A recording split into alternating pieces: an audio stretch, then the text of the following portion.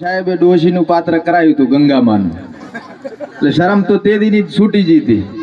અને શરમ છૂટી એટલે આટલે પહોંચ્યા. અને એક ગુરુ હોય ને, એક શિક્ષક હોય ને, એ જ બાળકને આગળ લાવે. અને અહીંયાથી ભણી ગણીને આ બાળકો બેઠા છે, મોટા મોટા અધિકારી બને બધાય, એવી શુભેચ્છાઓ. અને સાથે સાહેબ આ સ્કૂલની અંદર જેટલા પણ બાળકો છે, કોઈને પણ ભણવા માટે કરીને કોઈ અગવડ ના પડે, ભણવા માટે ચોપડાની જરૂર હોય, કોઈને ગણવેશ લાવવો હોય તો પરિસ્થિતિ ના હોય, આગળ ભણવું હોય તો પરિસ્થિતિ ના હોય, તો એના માટે અમારી ટીમને જરૂરથી તમે કહેજો. અમે ગમે ત્યારે બાળકોને કોઈ પણ વાતની જરૂર પડશે શિક્ષણ અર્થે, તો અમે એના માટે સહભાગી થઈશું.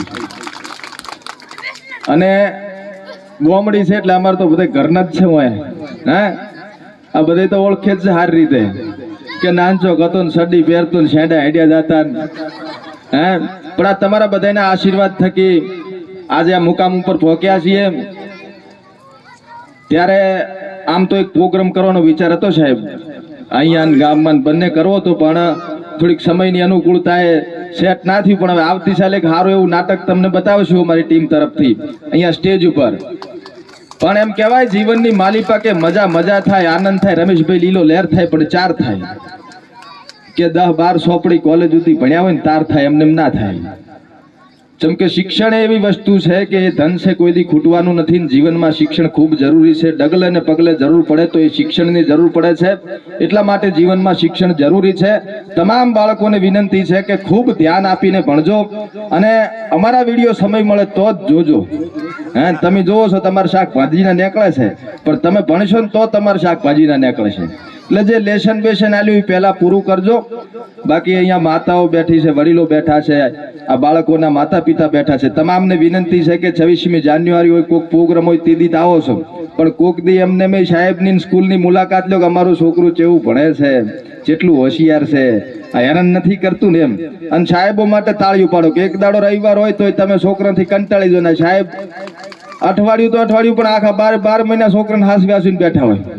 આપણા ઘરે 2 છોકરા હોય તો કંટાળી જાય, ના હોય તો ના ફાવે, અને હોય તો કંટાળો લેવડાવે. પણ સાહેબ ની તો સવારના 10 વાગ્યાથી કરીને સાંજે 5 વાગ્યા સુધી નહીં છોકરા. હે એક આમ બેઠું ને કામ બેઠું, કેટલું ધ્યાન રાખવું પડે. આવડી મોટી સ્કૂલ હોય, કોઈ ઉપરથી પડી ના જાય, ખૂબ ધ્યાન રાખવું પડે. એટલે શિક્ષકો માટે તાળીઓ પાડો, એમને ખૂબ ખૂબ ધન્યવાદ છે. પણ એમ કહેવાય ભગત કે ફરતો ફરતો વાહતો વાદી ગામમાંથી આજ વડિયામ પગ મેલ્યો. હો બાપા, વડિયા પ્રાથમિક શાળામાં આવ્યો છું ભગત, મનડો રાજી રાજી થઈ ગયો છે, દલડો ફાટું ફાટું થઈ ગયો છે. ઘણો કાંઈ કેવો નથી, પણ એટલો કેવો છે કે પુરાબા હારું એક હિમાલયની ઘાટીમાંથી માળા લાવ્યો છું. કોટમાં પહેરાવી છે, મજા મજા થઈ જાય, લીલો લહેર થઈ જાય. ત્રીજે દાડે હારો હમાસર મળે, સમજવાનો ભગત કે વાહતા વાદીનો આશીર્વાદ મળ્યો છે બાપા. પણ એને ક્યાંય આવ્યો છું આજ ચાલો ડાળીને મને રાજી કર્યો છે. સદાયને માટે મજા રહેશે, લીલો લહેર રહેશે, કોઈ દી સંકટ આવશે નહીં. ભગત વાપરતા નેઠાશે નહીં, ખાતા ખૂટશે નહીં, એવો અખંડ ભર્યો રાખશે. ભંડારા સ્કૂલનો એવો વાહતો વાદી કહે છે બાપા.